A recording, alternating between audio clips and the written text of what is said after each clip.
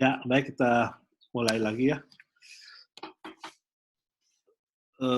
Saya melanjutkan yang tadi saja. Jadi ini di manajemen proyek, modul manajemen proyek ini, kita akan membahas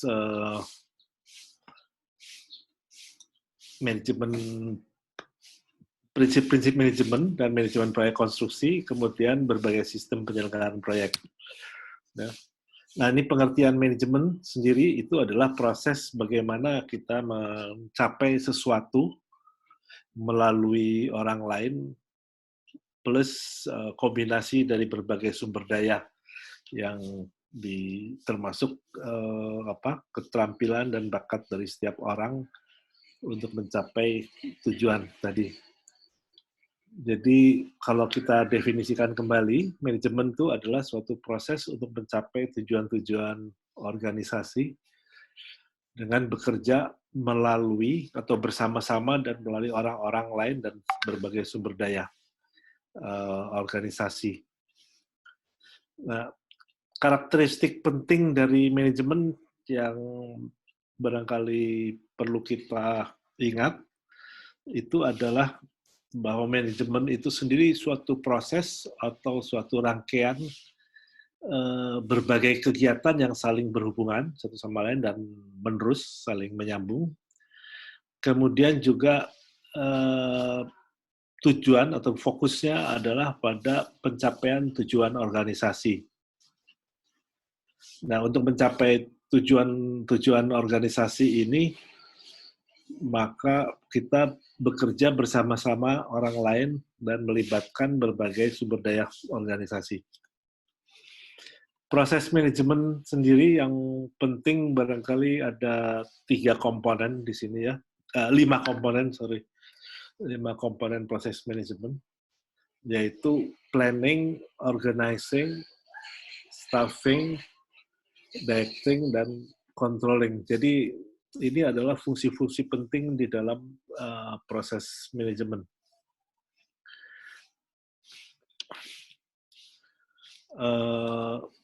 Yang saya sebut dengan planning ini kita menyusun rencana ya, bagaimana ya mulai dari menetapkan tujuan sebenarnya, tujuan yang ingin dicapai, kemudian apa yang ingin kita capainya itu kita rencanakan dari segi waktu, kemudian sumber daya dan sebagainya.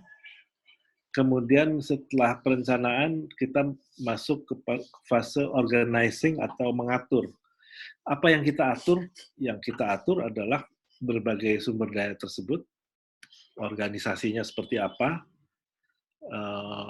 tanggung jawab setiap orang seperti apa, kemudian berikutnya staffing. Staffing itu adalah menemukan orang yang tepat atau mengisi organisasi dengan orang yang tepat sesuai dengan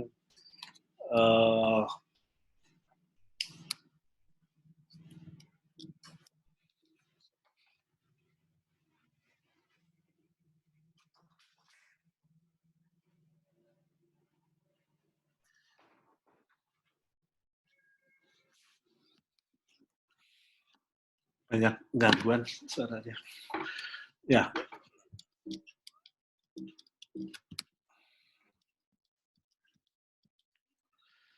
Jadi staffing adalah mengisi organisasi dengan orang-orang yang tepat. Jadi keterampilannya tepat, kepribadiannya atau perilakunya tepat, kemudian kemampuan beradaptasinya, kemampuan bekerja sama dan sebagainya, dan tentu juga skill atau keterampilan. Ya.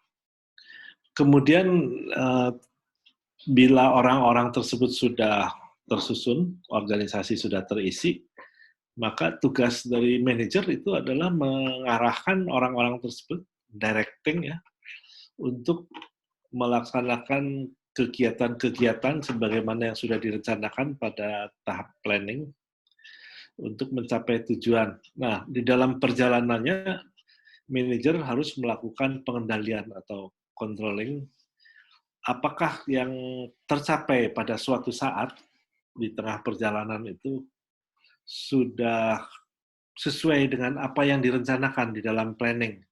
Jadi controlling itu selalu kita mengevaluasi apa yang sudah dicapai pada suatu saat tertentu terhadap plan yang sudah kita buat sebagai standar. Jadi secara garis besar demikian proses manajemen, dan di dalam proses project, manajemen project, maka ini juga akan berlaku. Kita membahas project, apa sih yang dimaksud dengan project? Project adalah serangkaian kegiatan yang saling terkait untuk mencapai suatu tujuan tertentu. Nah, tujuan itu bisa merupakan tujuan fisik, bisa juga non-fisik, bisa juga kombinasi dari tujuan fisik dan non-fisik. Ya. Di dalam proyek selalu akan ditetapkan suatu batasan waktu. Jadi saat memulai proyek dan saat berakhirnya proyek. Kemudian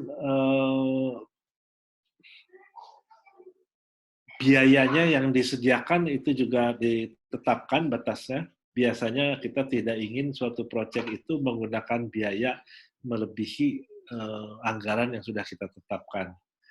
Kemudian juga proyek itu harus berhasil mencapai tujuannya, yaitu di dalam mutu yang telah ditetapkan. Jadi kalau kita sudah menetapkan mutu atau kualitas dari suatu produk, itulah yang harus dicapai. Jangan kita gunakan, jangan kita hasilkan produk dengan kualitas yang lebih rendah dari yang sudah ditetapkan sebelumnya.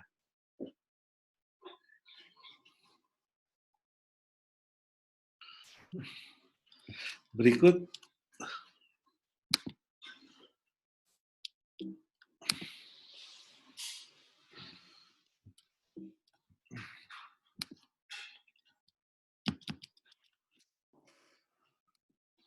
ya, di dalam suatu proyek rekayasa, jadi proyek-proyek teknik sipil itu disebut proyek rekayasa ya, termasuk proyek konstruksi. Proyek itu mempunyai tahapan berbentuk seperti yang sudah pernah kita bahas di dalam proyek life cycle, yaitu ada awal, memulai, initiation, kemudian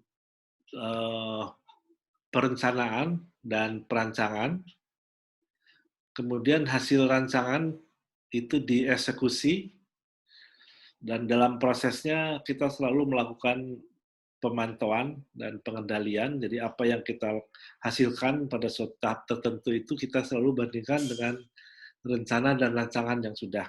Ya, bila ada penyimpangan, maka proses eksekusinya harus diperbaiki. Bila sudah selesai, sudah tercapai tujuan proyek, maka kita akan menyelesaikan atau closing dari proyek. Suatu proyek biasanya mempunyai bentuk life cycle atau daur hidup yang tipikal ya, mulai dari konsep, kemudian development, execution, sampai transfer, dan di dalam prosesnya itu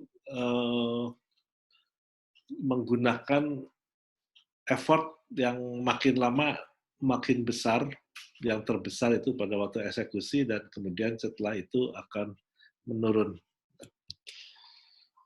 Apa saja tahapan atau fase-fase di dalam suatu project life cycle, apa saja yang masuk ke dalam tahap konsep, misalnya Anda bisa melihat pada bagian ini, jadi mengumpulkan data, mengidentifikasi kebutuhan, dan seterusnya. Pada fase kedua itu kita mengembangkan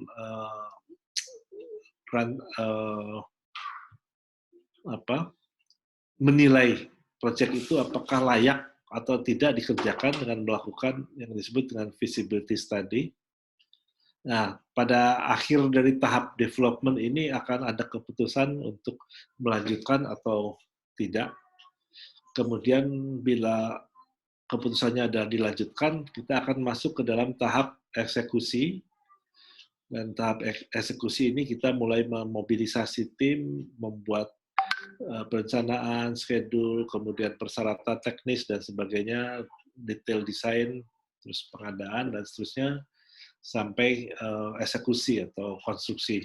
Setelah itu kemudian diserahkan kepada pemilik melalui serangkaian tahapan atau serangkaian kegiatan juga ya, mulai dari memastikan bahwa apa yang kita hasilkan itu sudah memenuhi syarat atau tidak. Nah, untuk proyek konstruksi mungkin tipikalnya seperti ini. Kalau yang tadi, yang ini adalah proyek secara umum ya, proyek engineering secara umum. Kalau yang ini untuk konstruksi, jadi biasanya ada planning, fase planning, konsep, kemudian development. Development ini menggambarkan rancangannya seperti apa, kemudian kita detailkan, working drawing. Kemudian di sini akan dilakukan proses tender yang digunakan untuk memilih siapa yang akan melakukan pelaksanaan atau akan melaksanakan, merealisasikan drawings yang ada ini pada tahap konstruksi. Nah, commission itu adalah suatu proses transfer untuk memastikan sebetulnya bahwa apa yang dibangun itu sudah berfungsi semua, kemudian diserahkan kepada pemilik dan dioperasikan. Nah, di dalam project management itu ini pendekatan dari PMI, sebenarnya Project Management Institute, ada paling tidak ada 9 komponen ya. Barangkali saya mulai dari ruang lingkup ya, scope management. Jadi lingkup dari proyek itu juga harus dikendalikan, harus dikelola. Jangan sampai berubah-ubah terus. Jadi mungkin bisa saja suatu gedung tadinya hanya 2 lantai, terus kemudian di tengah jalan pemiliknya berubah pikiran, naik jadi 3 lantai, terus 4 lantai, 5 lantai, dan seterusnya. Itu artinya skopnya tidak dikendalikan dengan baik ya. Jadi ini harus jelas apa saja yang tercakup di dalam proyek tersebut, dan di sanalah kita harus bekerja untuk mencapai tujuan. Yang kedua adalah time ya, atau schedule management. Jadi waktu, kita mengendalikan waktu. Kemudian yang ketiga itu biaya, jadi cost management. Dan keempat adalah quality. Jadi tadi sebenarnya sudah saya sebut, atau mungkin pada pembahasan minggu lalu sudah kita sebut, waktu, biaya, dan mutu, atau biaya, mutu, dan waktu, BMW itu ya. Nah, selain itu ada hal-hal lain yang perlu diperhatikan, yaitu supaya bisa direalisasi dengan tepat, sumber dayanya harus dipastikan. Ya. Jadi mengelola sumber daya, mengelola komunikasi antar pihak-pihak yang terlibat, mengelola proses pengadaannya, kemudian mengelola risiko, dan kemudian keseluruhannya adalah kita mengelola yang disebut integration management, bagaimana keseluruhan aspek ini kita integrasikan menjadi satu dalam mencapai tujuan proyek.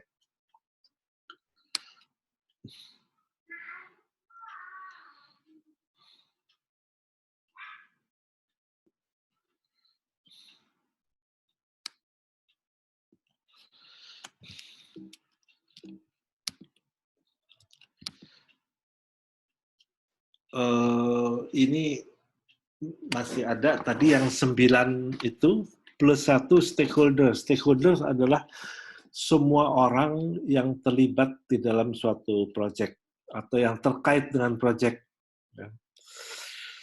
Jadi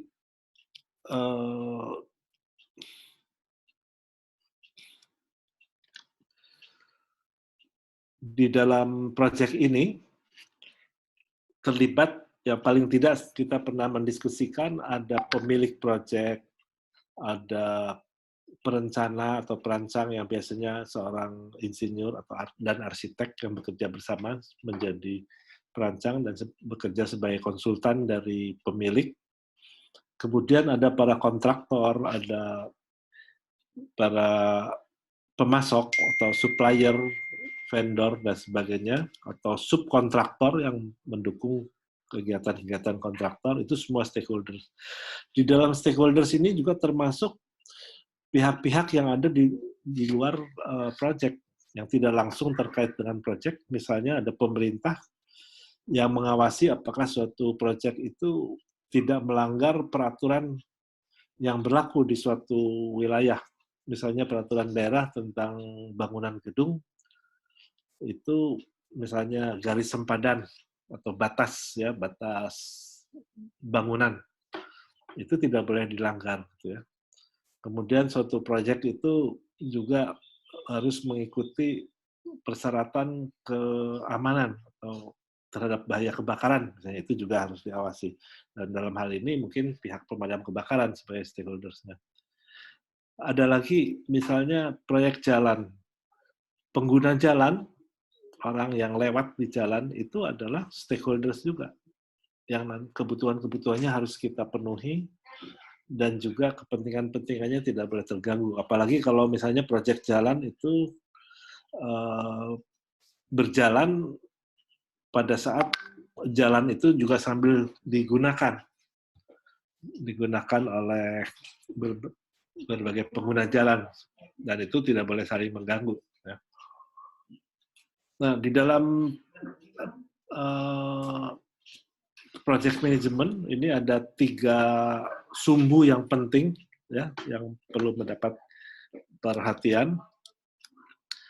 Jadi fungsi-fungsi manajemen dalam hal ini ada fungsi-fungsi manajemen proyek, ada 9+1 stakeholders management. Kemudian proses manajemen seperti yang tadi sudah kita bahas, ada plan, organize, staffing, execute, monitor, dan control. Terus juga pada sumbu yang satunya lagi adalah tahapan-tahapan proyek. Jadi saat konsepsi, tahap awal, tahap pengembangan, tahap eksekusi,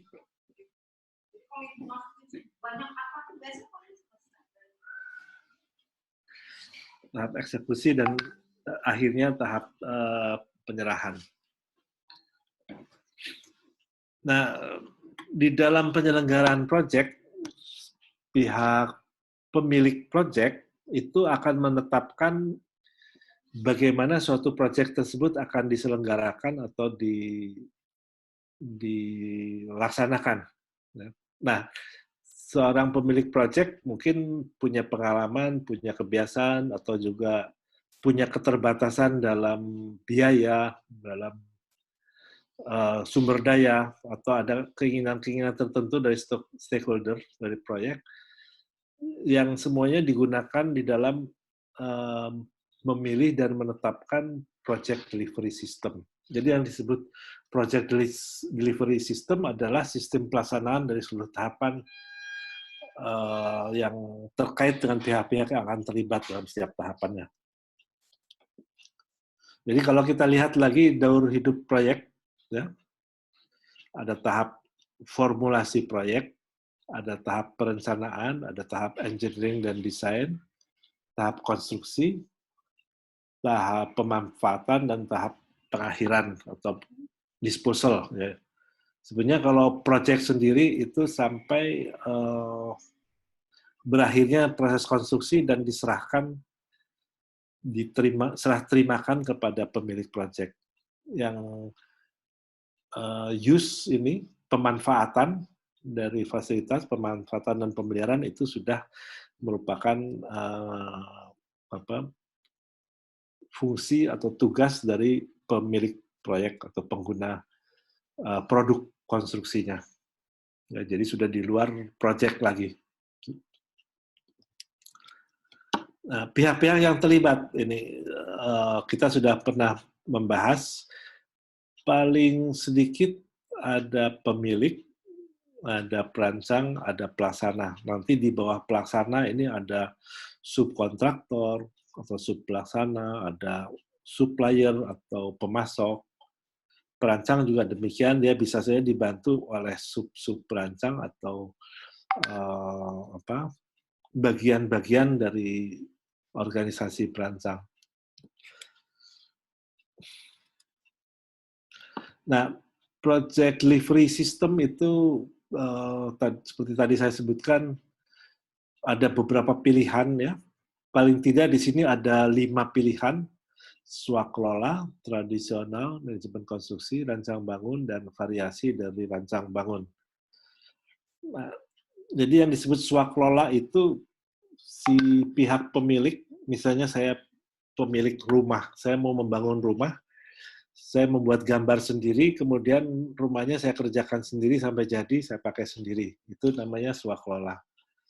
Nah, dalam banyak proyek, baik proyek pemerintah maupun swasta, itu dikenal dengan istilah proses project delivery system yang dikenal dengan istilah DBB atau Design Bid Build.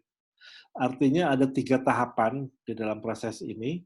Tahapan desain dulu, terus tahapan bid. Bid ini adalah pelelangan untuk mencari siapa yang akan melakukan build-nya. Nah, ini disebut tradisional karena ini pola ini sudah ada lama sekali dari dulu dan paling banyak dipakai, sampai sekarang juga masih dipakai. Terdiri dari 3 tahap. Pola lainnya adalah yang manajemen konstruksi. Jadi si pemilik itu didukung oleh seorang profesional yang disebut dengan CM, Construction Manager, yang bekerja untuk seorang owner, dan dia menetapkan prosesnya dari mulai kapan desain dilakukan, kemudian bidding dilakukan, dan dia bisa memutuskan atau memilih beberapa kontraktor yang bekerja secara paralel atau sekuensial. Berikutnya rancang bangun. Nah, rancang bangun ini sebetulnya ini yang lebih lama. Pola ini sudah sejak zaman abad pertengahan yang disebut dengan master builder, itu orang sudah mengenal istilah master builder ya.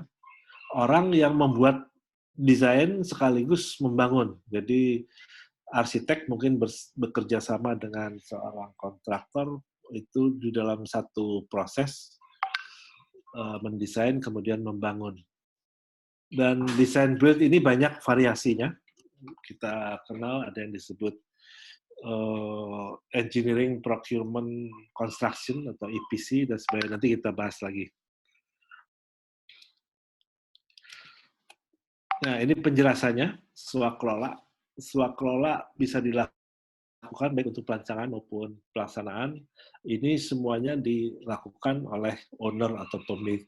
Jadi syarat untuk bisa melakukan swakelola, maka pemilik itu harus punya orang-orang yang mempunyai keahlian, pengalaman, dan sumber daya untuk bisa melakukan baik perancangan maupun pelaksanaannya. Jadi sebetulnya owner ini seolah-olah juga berperan sebagai general kontraktor yang mengelola beberapa subkontraktor. Contoh misalnya kadang-kadang Dinas Bina Marga. Dinas Bina Marga itu adalah suatu dinas di suatu pemerintahan daerah yang mengelola jalan dan jembatan.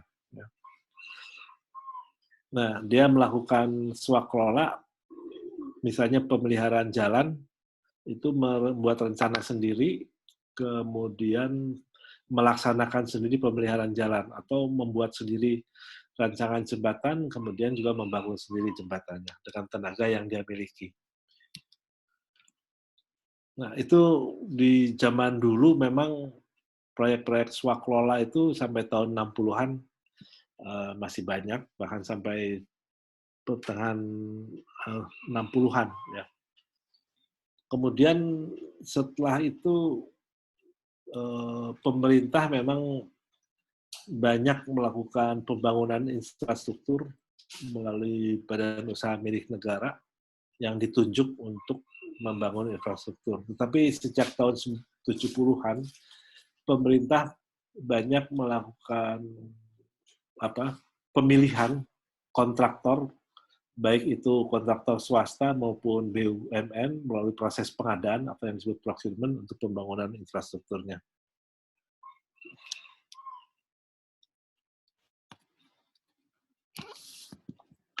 Nah, proses yang berikutnya itu yang disebut dengan proses tradisional atau desain bid-build.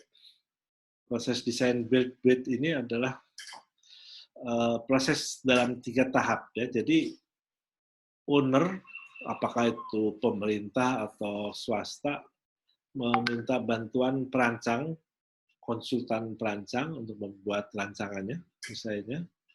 Setelah desainnya jadi, kemudian owner ini memilih pelaksana konstruksinya atau biasa dikenal dengan istilah kontraktor melalui suatu proses pemilihan. Biasanya model tradisional ini dipilih oleh owner karena owner mampu mengendalikan pihak-pihak yang ada tersebut. Nah, tapi lebih penting lagi alasannya adalah bahwa si owner sendiri, ini terutama untuk fasilitas publik, jadi pemerintah ya, harus akuntabel dalam pengelolaan dana milik publik. Jadi harus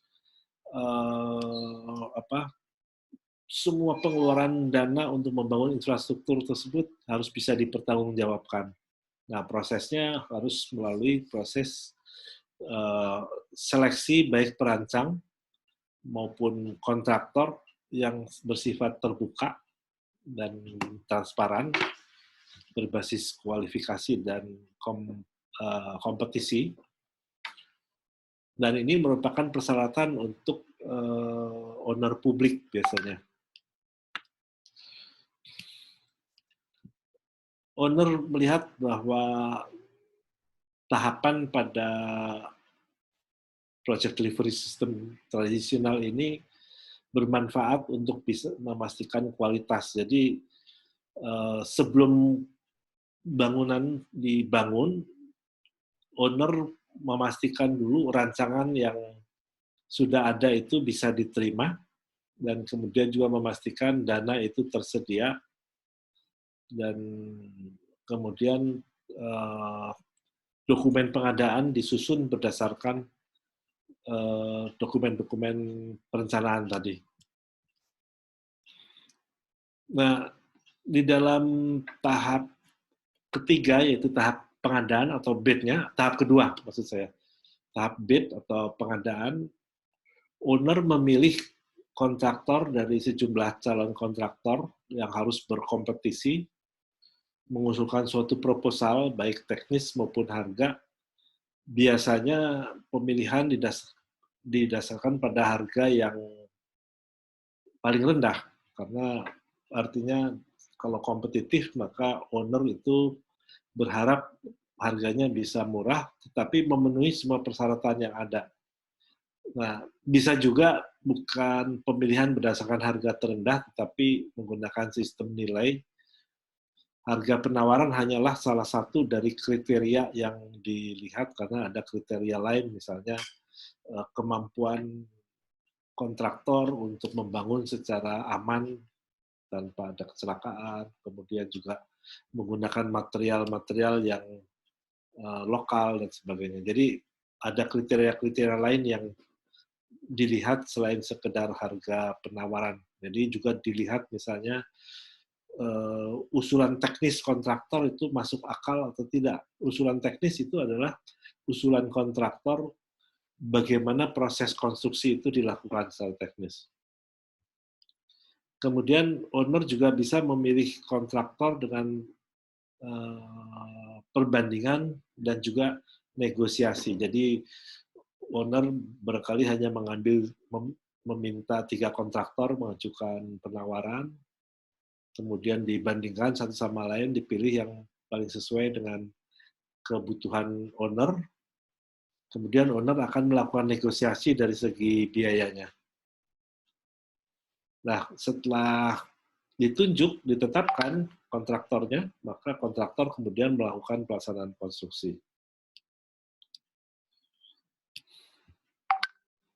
Jadi di sini hubungannya owner itu dengan kontraktor yang disebut dengan prime kontraktor atau kontraktor utama, itu mengikat kontrak ya. Jadi ada hubungan kontrak antara owner dengan kontraktor. Kemudian owner juga biasanya dibantu oleh arsitek dan engineer, konsultan perancang ini. Ada kontrak antara owner juga dengan konsultan ini. Nah, tugas dari arsitek di dalam proses konstruksi, arsitek dan engineer itu adalah membantu owner di dalam melakukan pengawasan dan berkoordinasi kalau ada gambar-gambar yang barangkali harus diubah, desain yang harus diubah, diperbaiki, dan sebagainya. Nah, kontraktor sendiri dia didukung oleh para subkontraktor, jadi kontraktor yang mengerjakan bagian-bagian tertentu dari pekerjaan keseluruhan, itu disebut subkontraktor. Supplier ini adalah mereka yang memasok produk-produk, material konstruksi atau bahan-bahan konstruksi, misalnya seperti semen, pasir, baja, kemudian bahan-bahan interior seperti keramik, langit-langit dan sebagainya ya, peralatan mesin ya, termasuk juga supplier peralatan kerja ya, jadi alat-alat berat seperti bulldozer, crane dan sebagainya. Fabrikator ini juga sebetulnya supplier ya, tetapi dia memasok kepada kontraktor utama ini produk-produk setengah jadi yang sudah siap digunakan, tinggal dipasang. Contoh apa? Fabrikator ini adalah rangka baja, rangka atap ya, rangka atap dari baja itu dibuat oleh fabrikator, diserahkan kepada kontraktor, di lapangan tinggal dipasang. Atau produk lain misalnya balok beton yang dibuat di pabrik yang disebut dengan pracetak atau prapabrik, atau kalau di jembatan itu adalah balok-balok jembatan, girder yang dibuat pracetak di pabrik. Ini adalah fabrikator.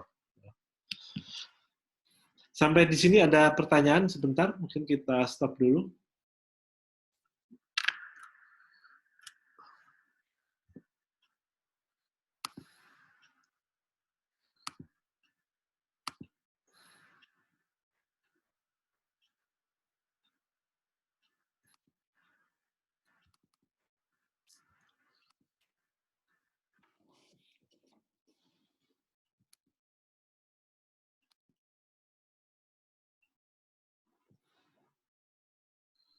Maaf Pak, saya izin bertanya. Apa namanya? Saya izin bertanya Pak. Ya silakan.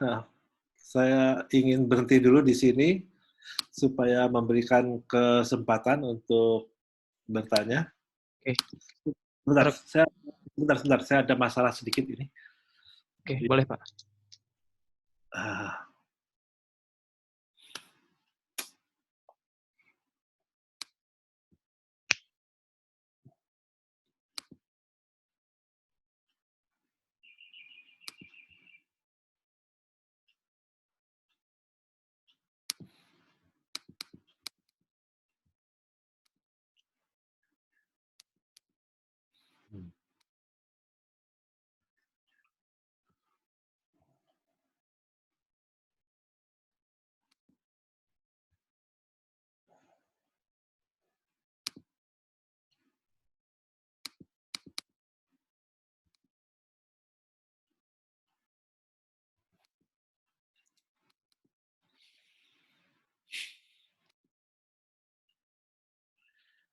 Chat-nya jalan nggak?